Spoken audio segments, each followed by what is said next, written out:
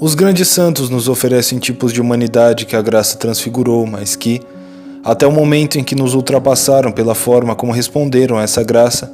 estavam ainda à nossa medida. Eles conheceram nossas fraquezas e nossas misérias, conheceram a queda e mesmo o abandono, mas nunca perderam a confiança nos dons que lhes foram dados, nem na possibilidade de serem regenerados e de fazerem melhor uso de tais dons. Não se desesperaram jamais. Foram as insuficiências que sentiam dentro de si próprios que se tornaram o próprio princípio de sua força e de sua humildade. Todos se assemelham pelo sacrifício total que fizeram de si mesmos, por uma união constante de sua vontade com a vontade divina que os obrigou a jamais agir por um movimento em prol de si, mas antes a descobrir, no menor evento de sua existência, uma ocasião que lhes foi proposta, uma solicitação que lhes foi endereçada, uma visão que Deus tinha sobre eles e com a qual tentaram concordar sua conduta tão fielmente quanto possível. Mas todos eles diferem uns dos outros, como se nos mostrassem, através da variedade infinita das consciências, a infinidade dos caminhos que nos são dados para irmos a Deus em um mundo onde não há um recomeço, mas onde todos os movimentos convergem para o mesmo ponto. E como na vida secular temos amigos de eleição, que nos compreendem e que compreendemos, que nos revelam a nós mesmos e cujo encontro não cessa de nos aclarar e enriquecer, assim há também santos através dos quais parecemos nos reencontrar de modo como gostaríamos de ser, que atestam as potências mesmas da nossa natureza, mas despojadas, espiritualizadas e reduzidas ao uso mais límpido. Eles nos revelam o que Deus espera de nós, o cimo de nossa alma, que procuramos alcançar, mas no qual nós nunca permanecemos. São Francisco de Assis nos ensina a penetrar em um milagre onde a pobreza é convertida em riqueza, onde natureza e graça, ao invés de se contradizerem, se reconciliam, onde a criação não cessa de nos mostrar a imagem de Deus. Em São João da Cruz, que é o poeta da contemplação, a vida espiritual assume uma outra forma. É ainda o nada da renúncia que nos dá o todo da posse,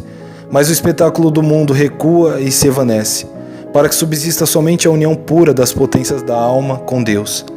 Vemo-las gradualmente se libertando de seu uso sensível para adquirir no divino uma espécie de exercício límpido. Seu uso sensível ainda nos atava à terra. Ele era, em relação ao uso espiritual, uma espécie de representação e veículo. Mas não podemos entender a espiritualidade do Carmelo sem associarmos Santa Teresa a São João da Cruz, pois estas duas almas estabeleceram em Deus as relações mais íntimas e mais profundas, em um destino a um só tempo duplo e comum. Elas se tornaram transparentes entre si por uma espécie de confiança mútua, onde encontravam recíprocas admiração e emulação. São João da Cruz levava a meditação filosófica até um cimo extremo, onde ela se abolia para dar lugar à perfeição de uma união mística.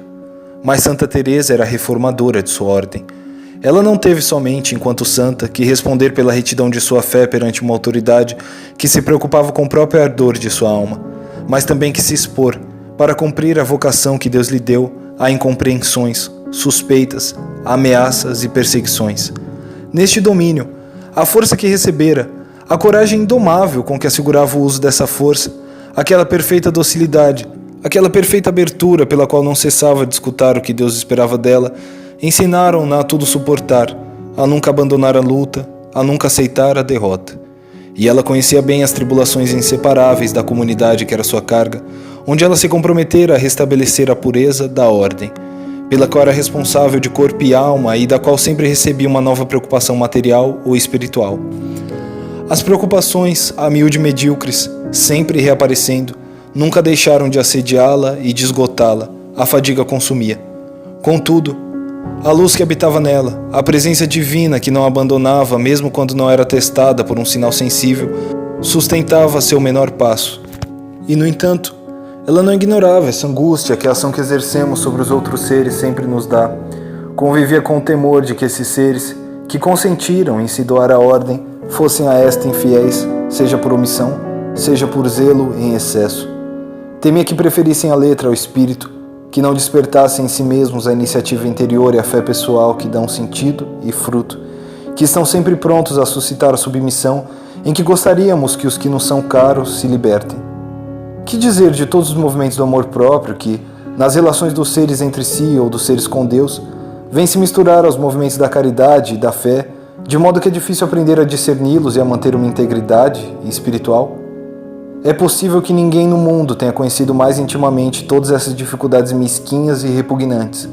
inseparáveis da ação pela qual buscamos transformar o mundo visível, todas essas resistências que nos vêm em oposição por via do hábito, da opinião, da vaidade, quando tentamos trazer de volta à sua fonte um movimento da vida espiritual que, engajando-se dentro do mundo, vê sua pureza espiritual ser alterada pouco a pouco.